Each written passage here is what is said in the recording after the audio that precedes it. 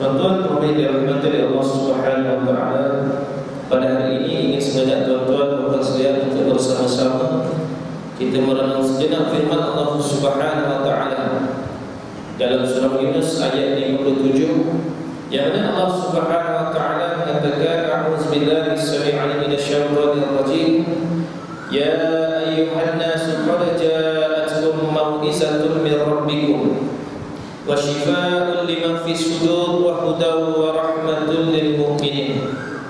Yang mana Allah Subhanahu wa taala mengatakan, ya ayyuhan nasu qad ja'atkum mau'izatun min rabbikum, wahai sekalian manusia yang berada di atas muka bumi Allah Subhanahu wa taala. Kita ni tuan-tuan berada di atas muka bumi Allah hanya sementara, yang hanya menumpang seketika. Yang mana Allah Subhanahu wa taala menciptakan manusia itu adalah untuk berbakti kepada Allah Subhanahu wa taala, ataupun dikatakan golongan al-abrar, golongan yang sentiasa taat kepada Allah, golongan yang sentiasa menjalankan perintah Allah dan meninggalkan segala larangan Allah Subhanahu wa taala.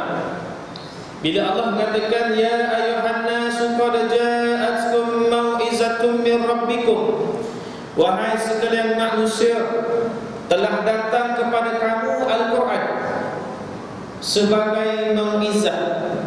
Maknanya Allah Subhanahu wa taala turunkan Al-Quran ini kepada sekalian manusia.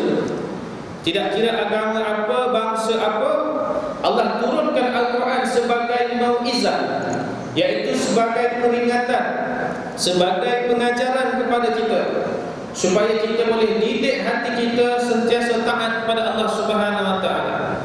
Dan Allah menyambung lagi, wa shifaa'un lima fis sudur, dan di dalam Al-Quran itu ada penyembuh penyakit dalam dada-dada. Dan Allah sambung lagi, wa hudaw wa rahmatul lil mu'minin, dan Al-Quran itu adanya hidayah Allah dan juga rahmat Allah Subhanahu wa taala kepada orang-orang yang beriman kepada Allah Subhanahu wa taala. Sadaqallahul azim. Benar kata-kata Allah. Ayat ini tuan-tuan yang dirahmati oleh Allah Subhanahu wa taala menunjukkan kepada kita bahawa Allah utuskan Rasulullah sallallahu alaihi wasallam. Begitu juga Allah turunkan kitab Allah Subhanahu wa taala, iaitu Al-Quran, sebagai manual book kita, sebagai panduan pedoman dalam hidup kita, sebagai tunjuk ajar untuk kita, untuk mendidik akhlak kita agar lebih baik ketika berhadapan dengan Allah Subhanahu wa taala. Tetapi zaman masa kini kalau kita lihat, Al-Quran dipandang rendah, Al-Quran tak diambil rendah. Zaman sekarang Al-Quran, tuan-tuan yang dirahmati oleh Allah Subhanahu wa taala, boleh dicampak-campak. Zaman sekarang Al-Quran boleh dibalik-balik. Pengalaman saya sendiri, tuan-tuan, dalam pemulihan akhlak anak-anak remaja Islam kita, terutamanya permasalahan black metal, dulu pernah berlaku, pada zaman dahulu pernah berlaku, iaitu isu black metal yang makin hari makin membimbangkan kita. Pada hari ini masih lagi berlaku isu black metal, yang mana black metal ni yang duduk dalam kumpulan tersebut di kalangan anak-anak muda kita.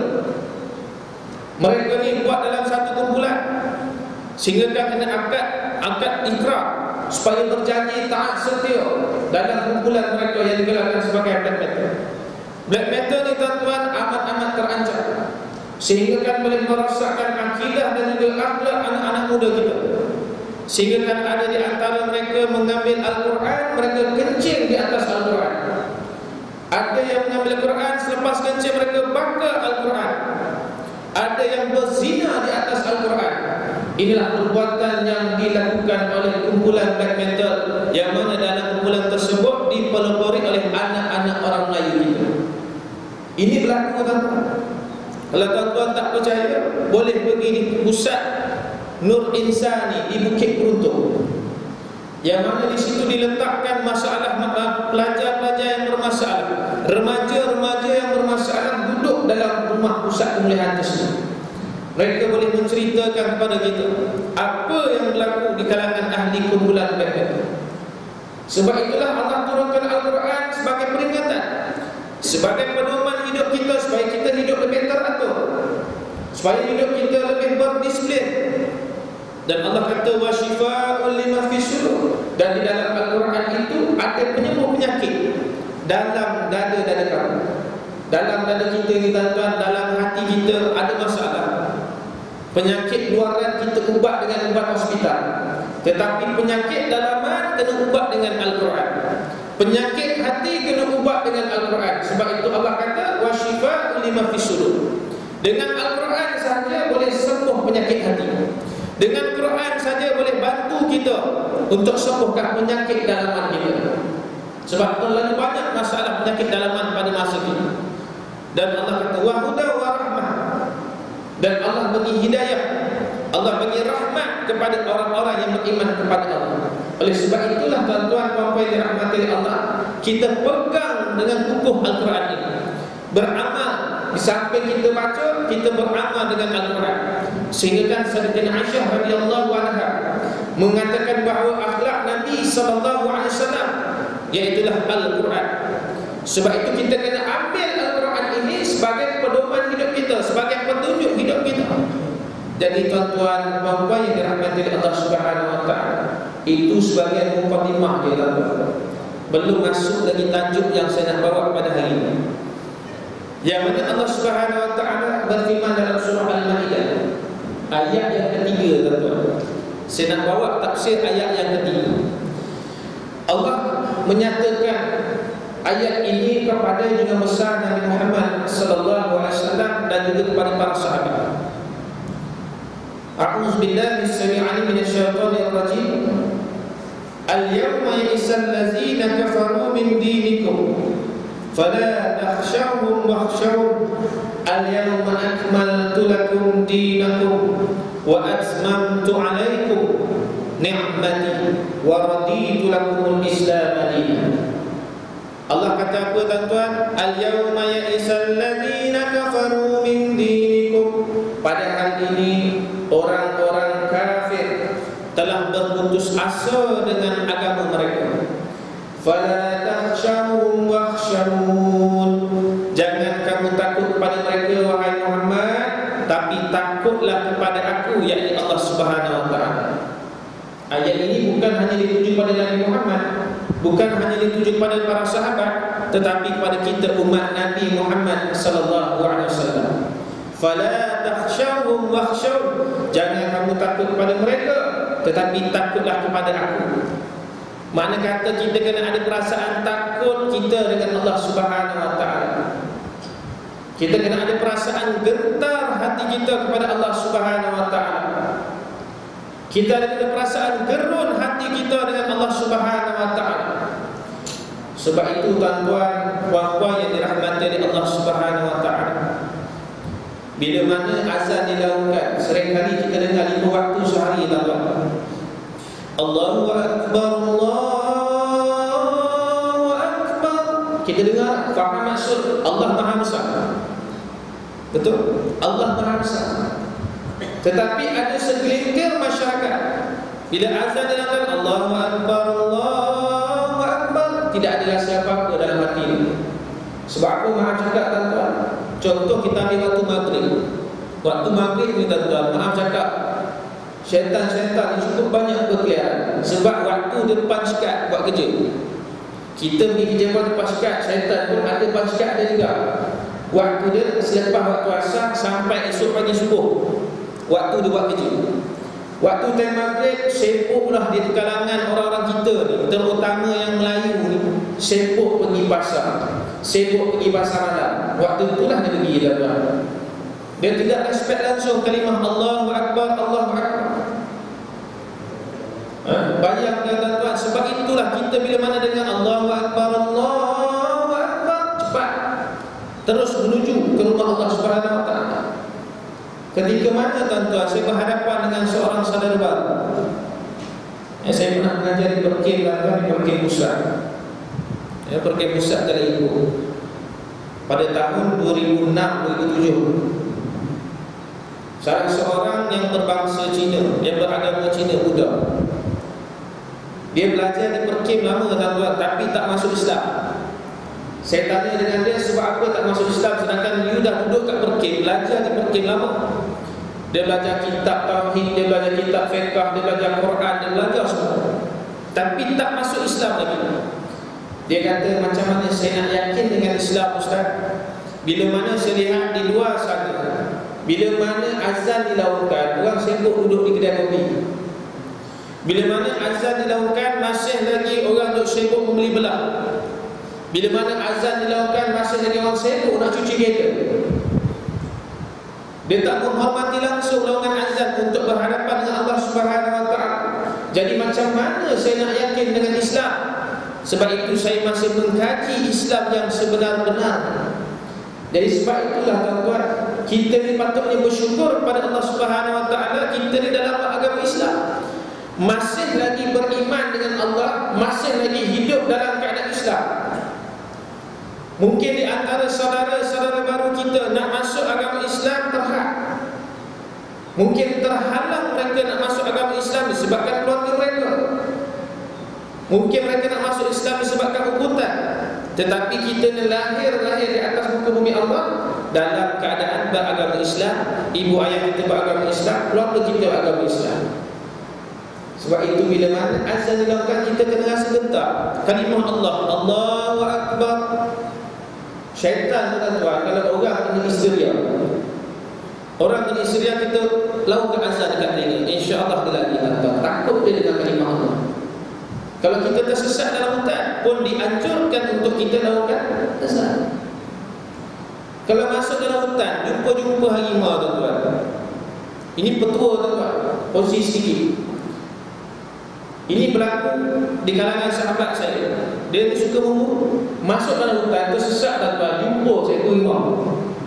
Kita agak-agak nampak harimau lagi tuan-tuan, mesti lagi tuan-tuan.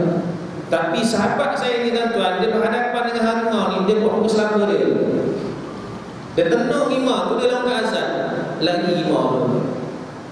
Ni tips tuan-tuan, nampak harimau dalam hutan, azan, insya-Allah. Lagi. Tapi lepas azan kalau dia tak lagi, tuan-tuan yang kita lagi. Sebab itulah tuan-tuan yang dirahmati Allah Subhanahu Wa Taala, Allah sambung lagi, al-yawma akmaltu lakum dinakum. Dan pada hari ini telah aku sempurnakan agama kamu, agamaku untuk kamu. Al-yawma akmaltu lakum dinakum wa atmamtu alaikum ni'mati. Dan pada hari ini telah aku sempurnakan agamaku untuk kamu, iaitu agama Islam. Dan telah aku cukupkan segala nikmat-nikmatku kepada kamu. Hari ini Allah Subhanahu Wa Taala dah bagi agama Islam dekat kita tuan-tuan. Bersyukur sangat kita masih lagi hidup dalam keadaan Islam. Malah Allah Subhanahu Wa Taala tuan-tuan menyatakan dalam firman-Nya, ya ayyuhallazina amanu taqullaha haqqa tuqatih wa la tamutunna illa wa antum muslimun. Wahai orang-orang yang beriman, bertakwalah kamu dengan sebenar-benar takwa.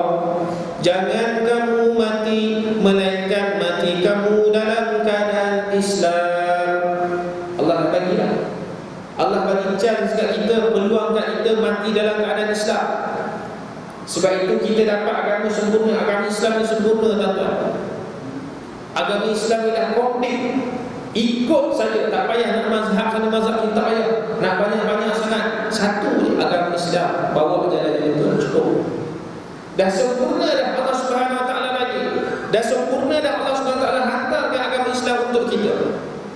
Allah dah sempurnakan untuk kita tuan-tuan. Dan Allah kata nikmati, Allah cukupkan segala nikmat-nikmat yang ada pada hari ini.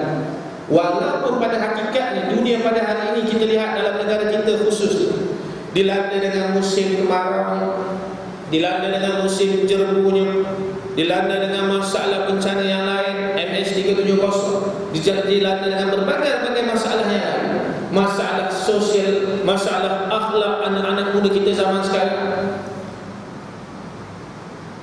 Allah dah bagi dah nikmat kepada kita, walaupun kita dilanda berbagai masalah, tetapi Allah still lagi bagi kat kita. Sayang dekat kita, Allah turunkan lagi. turunkan hujan juga, walaupun dilanda masalah air, krisis air dan sebagainya, tetapi Allah bagi lagi nikmat kepada kita untuk kita teruskan hidup berbakti kepada Allah Subhanahu wa taala. Dan akhirnya Allah kata wa raditu lakumul Islam madinah, dan telah aku redha Islam yang kamu anggoti itu sebagai agama bagimu. Allah kata inna dina indallahil Islam, sesungguhnya agama yang diterima di sisi Allah agama Islam. Agama lain ditolak. Jadi sebab itu kita berpegang teguh dengan ajaran Islam, berpegang teguh dengan apa yang Allah Subhanahu wa taala berikan kepada kita, berpegang teguh dengan ajaran Nabi Muhammad sallallahu alaihi wasallam. Bawa sunnah Nabi kamu selamat. Nabi SAW berkata, bersabda, apa kata Nabi? Aku tinggalkan kamu dua perkara, kamu akan selamat selama-lamanya, iaitu Al-Quran dan juga sunnah. Selesai masalah agama. Islam Allah dah turunkan dah kepada kita, tanggungjawab kita sebagai seorang hamba kepada Allah sebagai seorang Islam. Sebab itu solat kita tuan-tuan Allah bagi dengan percuma 5 waktu je. Asalnya tuan-tuan pun dah tahu dah. Tapi Allah bagi 5 waktu pun kadang-kadang susah nak buat. Sedangkan Allah bagi kat kita 5 waktu ni cukup mudah, cukup senang, waktu pun tak lama. Tapi masih lagi yang lihat nak melakukan solat 5 waktu sehari semalam. Sedangkan cukup mudah pun, tak sampai 1 jam, 10 minit ke tuan-tuan. Tak sampai 1 jam, 1 waktu 10 minit. Ada 1 waktu 15 minit, ikut pada masing-masing. Tetapi masih lagi susah juga nak buat. Pada bulan Ramadan kemarin lagi maaf cakap, jaga solat ni daripada awal sampai akhir, solat komplit. Lepas bulan Ramadan tak ada apa. Dalam bulan Ramadan solat on time. Lepas bulan Ramadan solat pas time atau part time. Dia tak buat lagi dah solat. Sebab tu tuan-tuan Allah bagi Islam, kita ikut apa yang Allah Subhanahu wa taala dah syariatkan kepada kita. Allah kata apa? Tilka hududullah wa man yata'adda hududullah fa ulaika humuz zalimun. Tilka hududullah fala ta'taduha. Tilka hududullah fala ta'taduha. Ini dia hukum hakam Allah. Ini dia syariat Allah Subhanahu wa taala. Fala ta'taduha. Jangan kamu berpaling dengan syariat Allah. Allah bagilah syariat bagi kita buat, tuan-tuan. Jangan kita nak beralasan lagi. Allah suruh solat, solat. Allah suruh puasa, puasa. Allah suruh tunaikan haji, buat. Dalam keadaan berkemampuan. Allah supaya zakat, buat. Itu semua firman Allah SWT dalam Quran semuanya. Buka balik kita, tuan-tuan, kaji balik. Sebab itu tuan-tuan puan-puan yang dirahmati oleh Allah Subhanahu wa taala, Nabi SAW ketika menggunakan hajatul wida, khutbah terakhir baginda Rasulullah SAW, Nabi bagi khutbah terakhir pesanan ini tuan-tuan kepada seluruh umat Islam. Sebab Nabi tuan-tuan cukup sayang orang yang beragama Islam. Nabi cukup kasih dan sayang orang yang baru nak masuk Islam. Nabi cukup kasih dan sayang bagi penganut-penganut yang baru masuk Islam. Nabi sayang pada zaman Rasulullah SAW. Nabi cukup sayang. Itulah Nabi keluarkan kata-kata Nabi, khutbah Nabi yang terakhir dalam khutbah hajatul wida. Nabi sampaikan khutbah ini berpesan kepada para sahabat, dan khutbah ini untuk kita diamalkan dalam kehidupan kita. Apa kata Nabi tuan-tuan? Jangan ada di kalangan kamu yang menjunjung leher di antara satu sama lain selepas aku wafat. Jangan ada di kalangan kamu yang menjunjung leher di antara satu sama lain selepas aku wafat. Apakah kata Nabi ini tuan-tuan? Apa maksud Nabi ini tuan-tuan? Nabi tak nak orang Islam sama Islam kita bergaduh. Nabi tak nak orang Islam sama umat Islam kita bermusuh-musuhan. Nabi tak nak umat Islam sama umat Islam berkelagak. Tetapi dunia pada hari ini kita lihat bagaimana cukup hebatnya Yahudi laknatullah nak memecah belahkan umat Islam di akhir zaman. Benar firman Allah Subhanahu wa taala. Allah kata dalam Al-Quran, Allah sebut dalam Quran bahawa orang Yahudi laknatullah ni tidak akan puas hati dengan kita, tidak akan suka dengan kita selagi mana kita ikut agama kita. Kalau kita tak ikut agama mereka, selagi itulah mereka cuba merosakkan kita sampai hari kiamat nanti. Mereka akan usaha untuk merosakkan umat Islam, sama ada segi akhlak ataupun akidah. Di akhir zaman ini dah terlalu banyak, tuan-tuan, di kalangan remaja-remaja Islam kita rosak akhlak mereka, rosak akidah mereka, disebabkan penangan Yahudi, tuan-tuan. Pengalaman saya, tuan-tuan muslimin muslimat yang dirahmati oleh Allah Subhanahu wa taala, ketika saya memegang jawatan sebagai panel syariah salah sebuah NGO, bila mana kami dapat aduan dalam sebuah gereja diletakkan lebih kurang 60 anak-anak orang Melayu kita duduk dalam church. Ini berlaku beberapa tahun yang lepas, dah lama. Saya nak kongsi sedikit sama tuan-tuan. Bila mana saya dapat berkesempatan berjumpa dengan seorang padri, saya bertanya dengan beliau, apakah cara mereka, dakwah mereka nak rosakkan akhlak dan juga akidah umat akhir zaman ini. Padri, tuan-tuan, seumpama seperti seorang pendakwah. Bila saya masuk, tuan-tuan, perkara pertama dia buat, dia salam, dia peluk, dia senyum. Ini yang diamalkan oleh Nabi SAW, tetapi tidak diamalkan oleh umat Nabi di akhir zaman. Tetapi seorang padri boleh beramal dengan sunnah Nabi.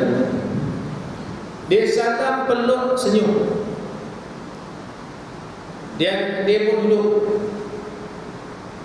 duduk bersembang dan sebagainya. Punya beradabnya mereka, tuan-tuan, maaf cakap. Sebab bila mana dia sambut kedatangan saya, dia salam saja, tuan-tuan, saya jadi terpegun. Saya ingatkan padri ini sombong. Saya pernah di salah sebuah masjid di kawasan Gombak. Pertama kali berceramah, datang situ kebetulan ceramah perdana melalui Rasul. Saya datang-datang, tuan-tuan, saya tak tahu siapa yang jemput saya. Saya duduk pusing kiri kanan, takut salah tempat. Kebetulan datanglah seorang yang berjubah ni, tuan-tuan. Saya pun bangun, Assalamualaikum. Dia pun menonong ke depan. Dia pun tak tahu je begitu. Saya bagi salam lagi, tuan-tuan. Dan bila mana dalam waktu azan, dia keluar pada bilik, rupanya di imam. Bukan imam tempat sini. Tempat saya sebut tadi lah salah sebuah masjid di daerah Gombak. Dalam hati saya kata kau siap, tuan-tuan. Kita bangun beradab, bagi salam lagi, tuan-tuan, dia menolong terus masuk bilik imam dia. Lepas salam dah selesai solat, pengurusi pun panggil saya untuk berceramah. Dah habis selesai solat isyak semua, tuan-tuan, nak dipendekkan cerita, di dewan makan dia duduk sebelah saya. Ustaz, saya minta maaf banyak-banyak sebab tadi saya ingatkan siapa. Dia nak tengok siapa pula. Inilah bagai maaf cakap, tuan-tuan, orang kita tak kenal, dia tak nak salam. Tak kenal, dia tak nak jawab salam. Ini bahaya, tuan-tuan. Sebab itu kita tak kira siapa pun jumpa bagi salam. Jabat tangan, tuan-tuan, takkan tak nak. Perkara yang paling mudah, salam, jabat tangan, tuan-tuan, gugur dosa kecil, tuan-tuan. Tapi kita cukup susah, tuan-tuan. Nak senyum pun belum tentu lagi. Ini perangai orang itu. Di mana tempat pun saya perhatikan, maaf cakap, tuan-tuan, tak semua lah. Ada di kalangan orang-orang kita ni cukup susah nak melemparkan senyuman, apatah lagi kalau nak salam. Kadang-kadang salam, tuan-tuan, macam salam biasa-biasa, melempas-pas tapak-tapak tangan macam tu. Mana nak dapat keberkatannya, tuan-tuan? Jadi berbalik pada cerita padri ni, tuan-tuan, saya tanya dengan beliau, cara mereka nak rosakkan umat Islam macam mana? Dia senyum, tuan-tuan, dia keluarkan dalil-dalil dalam Al-Quran. Seorang padri yang menghafal Quran, yang boleh mentafsirkan ayat-ayat Allah Subhanahu wa taala. Saya jadi terkejut. Dia kata orang Islam ni dia kalah dengan 3 perkara. Ini tolong tuan-tuan ingat sampai bila-bila. Walaupun mungkin kita dah tahu sebagai ulangan, sebagai pengajian, tak salah kita beringat kembali 3 kaedah dia nak rosakkan umat Islam. Cukup mudah.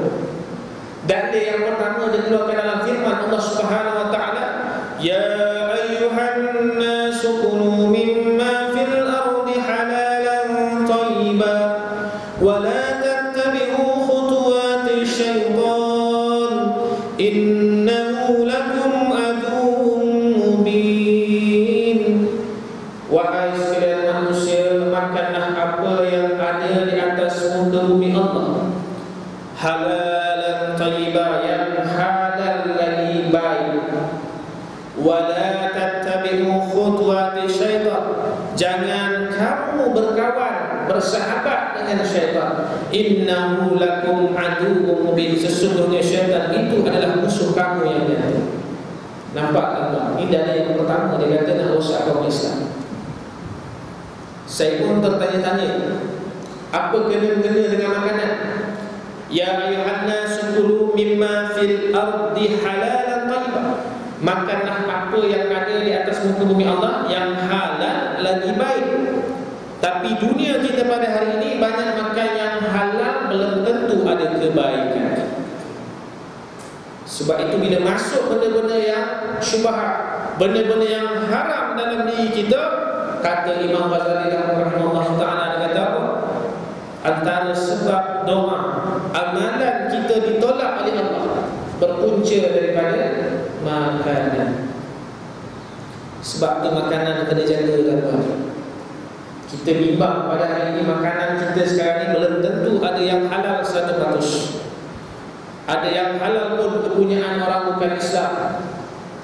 Pengalaman saya tuan-tuan, pernah tahan satu kontainer. Waktu saya pegang dalam bidang penguasaan sebuah NGO, bila kita tahan satu kontainer ni tuan-tuan, dalam kontainer itu adanya ikan, adanya daging, adanya ayam, adanya daging khinzir tuan-tuan, bercampur dalam satu kontainer. Nak dibawa di satu supermarket, dihantar di sana, kita tak tahu. Begitu juga di Chowking. Kalau tuan-tuan pergi di Chowking tuan-tuan, maaf cakap, kebanyakan tauke-tauke jual ayam adalah orang Cina. Bila kita buat pemantauan, sembelih ayam tuan-tuan pagi, pukul 3, 4 pagi sembelih ayam. Tak percaya, boleh ziarah sebuah kilang sembelihan ayam di Kapak Kelang. Itu orang Melayu kita punya. Begitu juga orang bangsa Cina ke apa ke, kalau buat projek sembelih ayam, memang waktu pagi, pukul 3 ke 4 pagi mereka jalankan proses sembelih ayam. Di Chowking tuan-tuan, kalau tuan-tuan pergi, yang sembelih ayam bukan orang Islam kita, bukan orang Melayu kita, tetapi yang sembelih binatang ternakan tadi, ayam tadi, adalah orang Cina. Pukul 4 pagi orang tidur tuan-tuan, sedap tidur. Tapi bukan sembelih dia tak tidur, dia tidur selepas dia sembelih hewan. Bila saya tahan, saya tanya, Muslim atau tak? Dia kata bukan Muslim. Dah lah terpakai suap pendek. Sembelih ayam pula bukan Islam, bagi makan pada orang Islam. Esok pagi yang jual orang Bangladesh yang beragama Islam, bukan orang Cina lagi dah. Cina dah habis selesai sembelih. Esok pagi yang jual orang Islam Bangladesh, jual pada orang Islam. Yang sedihnya, dia sedekahkan pula ayam tu setiap hari 10 ekor kepada salah sebuah madrasah tahfiz Al-Quran. Bagi anak-anak yang menghafal Quran, makan ayam yang disembelih oleh orang bukan Islam. Sebab tu nak makan ayam ni tuan-tuan, lebih hidup beli ayam hidup, balik rumah sembelih sendiri. Tak confident nak sembelih, putus ke terus tak boleh. Hukum dia makruh tapi masih lagi boleh makan. Sembelih ayam sendiri tuan-tuan kat rumah senang. Mana boleh ustaz rumah teras, mana boleh ustaz rumah flat. Nak letak macam mana? Mudah lagi, mudah sembelih ayam dia, tak ada masalah. Biar orang benar tu insya-Allah selesai buat sendiri kan. Itu yang kita lebih selamat. Ataupun cari tukang sembelih betul-betul orang jual ayam tu memang orang Islam. Sebab itu jangan kita nak pergi kat supermarket yang tuan-tuan kena hati-hati. Begitu juga dengan makanan-makanan fast food yang lain, sausage dan sebagainya, kena hati-hati tuan. Muslimin muslimat yang dirahmati oleh Allah Subhanahu wa taala. Inilah yang dilakukan agenda Yahudi. Walan tarda ankal yahud walan nasara. Yahudi ni Nasara takkan puas hati dengan kita sampai bila-bila selagi kita ikut agama mereka. Inilah cara mereka nak rosakkan umat Islam dengan makanan yang berlaku. Jadi hati-hati. Begitu juga, maaf cakap tuan-tuan, saya terpaksa sebut, demi kebaikan bersama, air Coca-Cola jangan diminum. Sebab Yahudi tuan-tuan, negara mereka tak minum air Coca-Cola. Tapi di Malaysia ramai orang Islam kita cukup minat minum air Coca-Cola. Saya pun tak faham kenapa. Di negara mereka gunakan air Coca-Cola untuk cuci mangkuk tanah tuan-tuan. Tak percaya balik nanti beli tuan-tuan. Jika tengok, lepas tu flash kan, clean and clear. Sebab tu masuk dalam usus kita hancur habis. Sikit-sikit dia hakis usus perut. Jadi sebab itu kena berhati-hati, berhati-hati dalam kita nak membeli produk-produk makanan sekarang. Sebab tu halal sekarang kita dah tak boleh nak jamin dah 100%. Adakah betul-betul halal yang dapat, ataupun yang dibeli, ataupun dia cop saja dicop. Sebab tu jangan kita terpedaya. Dan satu lagi tuan-tuan, daging lembu jangan beli dalam kotak. Sebab daging yang telah dimeratkan dalam darah kita semula balik darah lembu boleh tahan selama tempoh 7 ke 8 tahun. Jadi tuan-tuan, apa yang dirahmati oleh Allah Subhanahu Wa Taala, kaedah ketiga pula, kaedah yang kedua pula, cara yang nak rosakkan umat Islam, iaitulah dengan cara hiburan. Hiburan sekarang kalau kita lihat, hiburan yang melampau-lampau, hiburan yang boleh merosakkan akhlak anak muda-mudi kita. Kita lihat sekarang dalam kaca televisyen, bermacam-macam filem ada, bermacam-macam hiburan yang berbentuk realiti, yang nak menjahanamkan, nak merosakkan akhlak anak-anak muda kita. Maaf cakap tuan-tuan, dengan akademik fantasianya Malaysian Idol dan berbagai-bagai.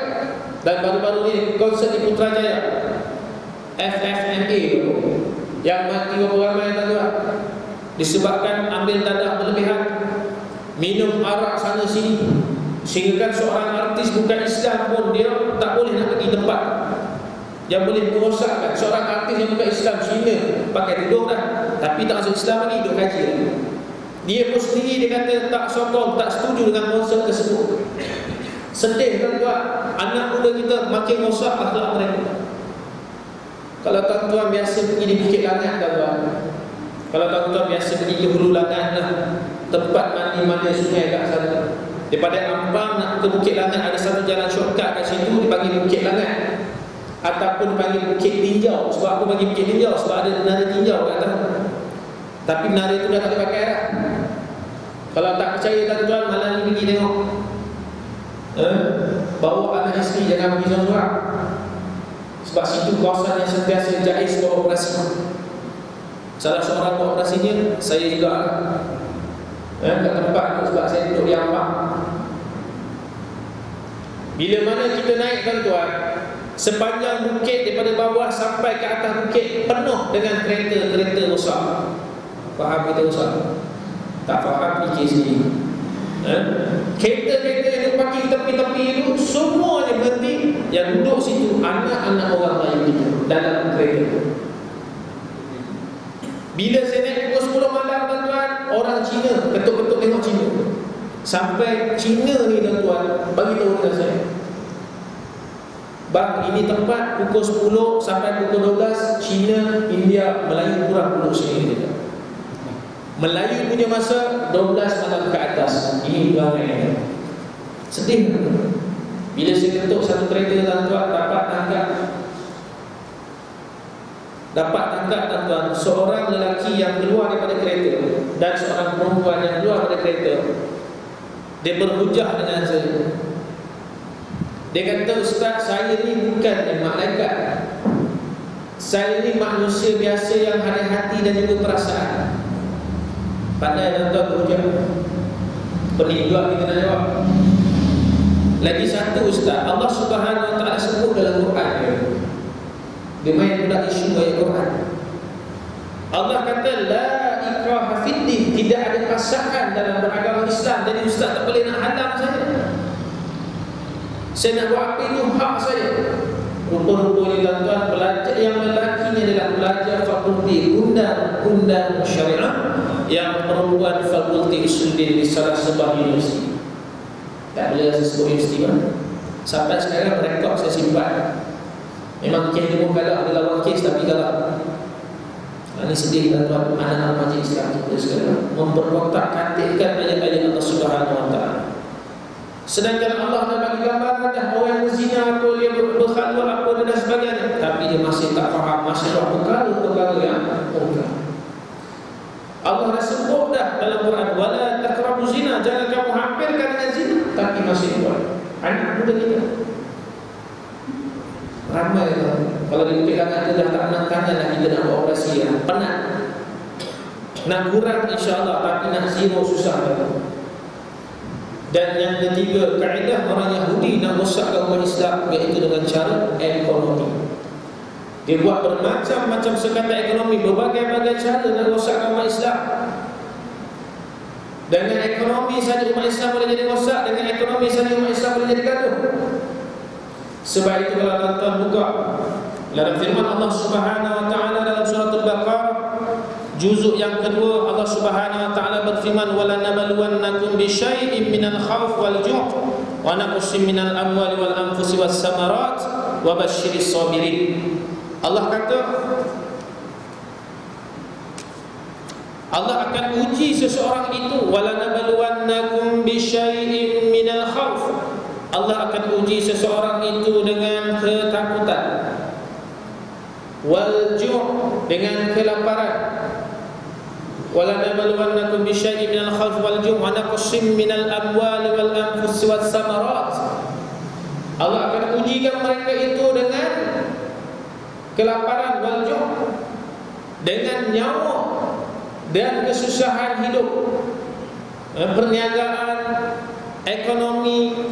Allah akan uji mereka. Jadi inilah lemahnya orang Melayu kita, bila mana tuan-tuan orang Yahudi laknatullah gunakan kaedah ini, cara nak rosakkan umat Islam dengan ekonomi. Sebab itu bila anak-anak muda kita sekarang ni susah tuan-tuan, tempat yang dia cari just, tempat yang dia tuju just. Sebab orang maaf cakap, orang Kristian anytime dia boleh support, boleh membantu. Sampai sekarang agenda mereka, modus operandi mereka masih berjalan macam biasa. Cuma kita kadang-kadang tak peka tuan-tuan. Maaf. Sebab saya terlibat sampai sekarang dalam isu pemulihan orang-orang yang murtad. Sampai sekarang saya bersama sahabat saya Al-Fadhil Ustaz Nicholas Sylvester, yang merupakan pengurusi Hidayah Center di Taman Melawati. Sampai sekarang kita masih lagi buat sesi kaunseling dan sebagainya. Apa punca mereka nak masuk agama Kristian atau agama lain, meninggalkan agama Islam. Inilah di antara tuan-tuan sebab faktor ekonomi, cara orang Yahudi nak buat. Jadi sebab itulah tuan-tuan, apa yang dirahmati oleh Allah Subhanahu Wa Taala, kita lihat cukup hebatnya mereka nak merosakkan umat Islam. Jadi oleh sebab demikian tuan-tuan, muslimin muslimat yang dirahmati oleh Allah Subhanahu Wa Taala, kita harus peka bahawa kita ni hidup dalam keadaan Islam, duduk di atas muka bumi Allah, kenalah jalankan syariat Allah Subhanahu Wa Taala. Pada awal saya sebut, tilka hududullah fala ta'taduha wa man yata'adda hududallah fa ulaika humuz zalimun. Inilah dia hukum hakam Allah, syariat Allah, fala ta'taduha, jangan kamu berbalik. Wa may yata'adda hududallah, maka barang siapa yang berpaling daripada syariat Allah, fa ulaika humuz zalimun, mereka itu adalah orang-orang yang zalim kepada Allah Subhanahu Wa Taala. Wa na'udzubillah. Allah jadikan kita, Allah ciptakan kita, kita nak berlaku zalim balik dengan Allah Subhanahu Wa Taala. Allah bagi tempat dekat kita, kita nak berlaku zalim balik dengan Allah. Na'udzubillah. Jadi tuan-tuan, puan-puan yang dirahmati oleh Allah Subhanahu Wa Taala, sebelum nyawa kita, ajal kita diambil oleh Allah Subhanahu Wa Taala, mari sama-sama kita perbanyakkan amalan kita. Buat selagi mana mungkin kita mampu nak beramal kepada Allah Subhanahu Wa Taala. Sebab nyawa sekarang tuan-tuan dah tak tentu masa. Orang kalau Allah nak cabut nyawa dia anytime, dah tak tentu masa lagi dah tuan-tuan. Kita tengah-tengah duduk pun Allah boleh cabut nyawa kita. Tengah-tengah solat pun Allah boleh cabut nyawa kita. Kalau Allah perintahkan malaikat Israel kamu cabut nyawa si fulan sekarang, tidak ada kata bantah pun oleh Israel. Dia pergi terus nak cabut nyawa dia. Sebab itu kita tak tahu nyawa kita ni tuan-tuan, dan kita tak tahu sama ada kita ni mati dalam keadaan Islam ataupun sebalik, kita tak tahu. Mudah-mudahan kita ni semua tuan-tuan tergolong orang-orang yang mati dalam keadaan husnul khatimah, mati dalam keadaan Islam, mati dalam keadaan kebaikan. Ini yang kita nak tuan-tuan. Jangan kita mati dalam su'ul khatimah wa na'udzubillah.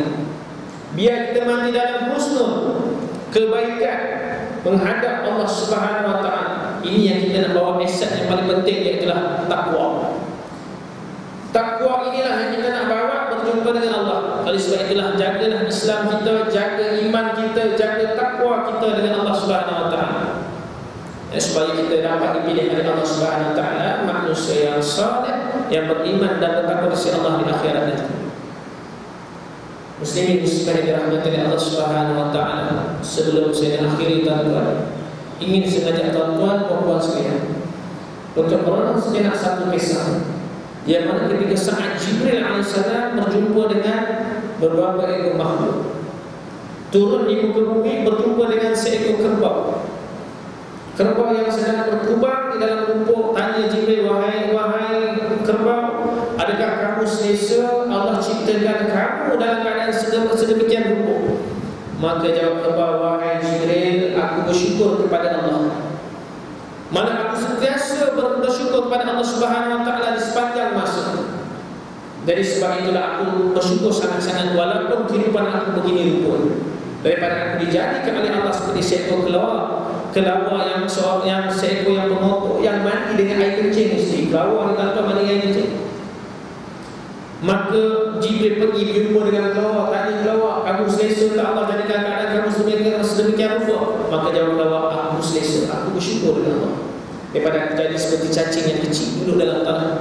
Maka Jibril bertanya pula kepada cacing, wahai cacing, kamu selesa dan tidak ni Allah jadikan kamu sedemikian rupa yang kecil duduk dalam tanah pula? Maka cacing jawab, apa tuan-tuan, inilah perkataan yang menggerunkan hati saya. Cacing kata apa? Aku bersyukur dengan Allah Subhanahu wa taala, wahai Jibril, walaupun aku berkeadaan bentuk fizikalku kecil, tetapi sepanjang masa aku tidak pernah lupa kepada Allah Subhanahu wa taala. Mana aku bersyukur kepada Allah daripada aku dijadikan oleh Allah sebagai seorang manusia yang tak pernah ada perasaan syukur kepada Allah Subhanahu wa taala. Allah kata, la in syakartum la azidannakum wa la in kafartum inna azabi lasyadid. Barang siapa yang bersyukur kepada aku tambah. Barang siapa yang tidak bersyukur kepada aku, inna azabi lasyadid. Ingat, sesungguhnya azabku amatlah dahsyat. Jadi tuan-tuan, puan-puan yang dirahmati Allah Subhanahu wa taala, marilah bersama-sama kita mohon dengan Allah, mudah-mudahan kita semua dipilih oleh Allah Subhanahu wa taala untuk hidup dan mati kita dalam keadaan beriman, mati kita dalam keadaan bertakwa di sisi Allah Subhanahu wa taala. Jadi tuan-tuan dan puan yang dirahmati Allah Subhanahu wa taala, saya rasa cukuplah sekadar itu sahaja yang dapat saya kongsikan bersama tuan-tuan, sedikit ilmu, sedikit pengalaman untuk sama-sama kita kongsikan. Mudah-mudahan sedikit sebanyak dapat memberikan pengajaran dalam diri saya dan juga tuan-tuan dan puan yang dirahmati Allah Subhanahu wa taala. Jadi sebelum saya akhiri tuan-tuan, inilah sebuah ta'aruf sedikit. Nama saya Muhammad Aziz Ismail. Aziz Ismail tuan-tuan kenal macam nama penyanyi juga, tapi saya tak menyanyi tuan-tuan. Nama je sama. Saya belajar di Darul Quran dan kemudian di Mesir, Syura, dan kemudian saya balik di sini berkhidmat sebagai imam di beberapa masjid, dan kemudian dapat tawaran pergi di Australia berkhidmat imam di sana. Kembali di sini sekarang ni kira freelance masih berceramah. Di samping itu juga ada 2 madrasah tahfiz, iaitu di Subang dan juga di Kuang, Sungai Buloh, yang mana kita menempatkan anak saudara baru, anak yatim. Itu golongan yang kita ambil, diberi belajar secara percuma sahaja. Dan juga saya juga buka usaha warta Islam persahabatan Islam sendiri bersama sahabat saya di Ampang. Sebab saya tinggal di Ampang, di Pandan Indah, di Pandan Indah Ampang, dan masih lagi bersama-sama Biro Amal Ma'ruf Nahi Munkar di Masjid Al-Mazim Pandan Indah Ampang. Tempat sana tempat saya cari mangsa dulu. Mangsa saya orang yang duduk berkhalwat dalam kereta, duduk dalam kereta di bawah syekh-syekh 31. Dengan syariat sampai suami rumah. Kenapa? Sebab bila kita tahan orang tanya kita balik. Di bawah syekh-syekh tu nak jawab apa tuan? Sebab orang sekarang dah bijak, dia boleh hafal budak akta manajemen jenayah syariah. Kalau manajemen jenayah syariah menghina agama, syekh-syekh 10. Itu nak kena hafal semua tu, sebab kita ni khusus. Jadi kena tahu semua tu, nak jawab orang mudah. Kalau khalwat apa pun ustaz, syekh-syekh 29. Syekh-syekh 19 ada A dan B. A tu apa, B tu apa, pening nak jawab tu. Sebab orang kadang-kadang bila kita tangkap lawyer, ada mula lawyer buruk. Dia kata saya ditahan buat syekh-syekh apa ni? Manajemen mana? Manajemen kurungan apa? A ke B? Dia tanya balik. Itu jenuh kita nak jawab tu. Syekh-syekh 18 iaitu tangkap pondan. Laki tu pada dina dari perempuan. Itu syekh-syekh 18. Kalau minum arak lain pula. Jadi banyak syekh-syekh tu. Tapi kita nak ingat. Jadi kena tahu juga sedikit bagi elit-elit di masjid ke yang kat tauliah kat puasa tu. Kena ingat. Sebab orang sekarang cukup bijak dan lepaskan diri. Sebab tu sekarang banyak kes di mahkamah syariah cakap banyak kadang-kadang mereka lepas. Sebab lagi gunakan syekh-syekh nampak ikai yang lain. Kadang-kadang ini penat 2-3 pagi kita tangkap. Dah lepas dan lepaskan pula. Memang tak berbalik tuan-tuan. Ada juga anggota saya kata, ustaz kalau macam ni biar tak payah buang masa tangkap. Kalau alat-alat tak sampai hak macam tu lah berhenti orang itu. Jadi tuan-tuan, itulah sekadar sedikit ta'aruf saya. Dan juga sebelum saya akhiri, saya nak mohon izin kepada Jabatan Kuasa Masjid Nazir dan Jabatan Kuasa yang mana saya ada buat tabung. Mana tabung ini? Tabung pembangunan perumahan saudara baru dan surau saudara baru di perkampungan Nek Leng, Kemboja. Saya tadi datang awal pukul 5.30 sampai dah. Sebab saya takut tertidur. Sebab semalam saya ada maulid dekat Shah Alam Seksyen 13 bersama Syekh Habib semua di Dr. Azizah Muslim yang terbaik. Kita ada maulid di sana. Balik pun agak lewat dekat pukul 2 pagi. Jadi balik rumah saya kata kalau aku tidur ni kan memang tak datang sini agak. Jadi saya pun bertahan mata juga sampai sekarang ni tuan-tuan. Jangan lihat dia berkawan dekat taman mata. Jadi bertahan sampai sekarang. Saya datang awal sini sampai saya tengok ada notis sekolah situ. Alhamdulillah anak Korea sini, adik Korea sini pergi buat lawatan saya di Kampung Cam. Kampung Cam ni memang kita dah sedia maklum kawasan yang majoriti memang dah Islam Melayu kita. Memang situ dah majoriti lah. Kita tolong mereka. Alhamdulillah banyak masyarakat Islam kita dah ada kesedaran, bantu mereka di sana, buat program korban di sana, bagus. Tetapi sahabat saya dia cabar saya. Dia kata, kenapa kau tak pergi perkampungan-perkampungan lain yang bukan agama Islam, yang tak masuk Islam lagi, cuba kau Islam. Ni kita kena ambil sahabat-sahabat sahabat-sahabat dahulu macam mana mereka nak tarik. Jadi saya pun sambut cabaran tuan. Siri pertama saya pergi, alhamdulillah kita dah Islamkan 3 buah keluarga di perkampungan Nehlem Kuasan Budak. 3 keluarga perkampungan Nehlem Budak. Memang situ 100% adalah orang Buddha, Buddhis. Alhamdulillah kita dapat Islamkan. Yang mana di antara sahabat kita pun berkahwin dengan orang sana, dapat Islam ke keluarga dia, kita Islamkan lagi, alhamdulillah. Perkembangan di Nether pun agak susah tuan-tuan. Kalau lihat masih lagi pakai dapur kayu api macam 40 tahun dulu ni tuan, 20 tahun yang dulu masih lagi pakai. Lantai di rumah masih pakai bulu. Bulu-bulu tuan-tuan buat lantai. Mereka ni tuan-tuan sampai satu tahap kita masak makanan Malaysia, mereka tak pernah tengok benda itu. Mereka tak pernah nampak.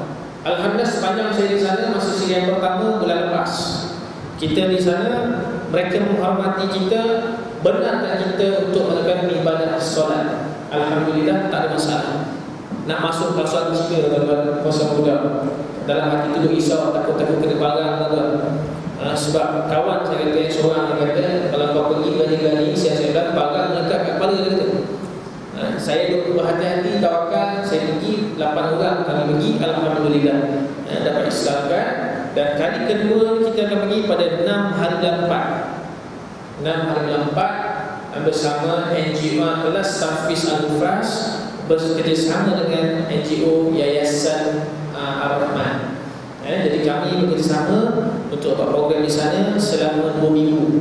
Pada 6 dan 4 kami berangkat, insyaAllah selama 2 minggu. Sebab kami nak bangunkan perumahan untuk saudara baru di sana, untuk bangunkan surau yang kecil lah di sana. Jadi bagi sesiapa para jemaah yang berkelampangan, yang mungkin ada ingin menyumbang, insyaAllah tampung saya tak buat keluar lagi. Tapi insyaAllah kalau nak sumbang pun tak pernah ada kepada saya. Dan bagi yang ingin ambil dalam bentuk loan wakaf, RM50, tuan-tuan memberi RM50, kami beri tuan-tuan hadiah, iaitu kitab Memburu Hidayah, iaitu saudara Julwah. Saudara Julwah kami bagi balik tuan-tuan sebagai tatapan ilmu.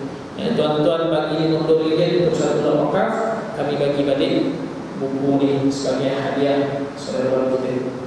Jadi tuan-tuan, kalau ada yang ingin bersedekah, insyaAllah boleh sedekah saya ikhlas, ataupun yang ingin ambil wakaf, boleh berjumpa dengan saya insyaAllah. Jadi semua nak bermaaf. Sekiranya ada tuan-tuan yang berminat nak ikut saya pun 6 hari 4 pun dia ada dengan, tak ada masalah. Kita cuba tuan-tuan ikhtiar macam mana nak Islamkan mereka. Sebab saya dimaklumkan kami begini pun ada lebih kurang 7 orang nak masuk Islam. 7 orang sahabat saya daripada Phnom Penh dah pergi masuk lagi sekali. Dia pergi buat program di sana secara berbulan dengan sahabat mereka daripada Phnom Penh.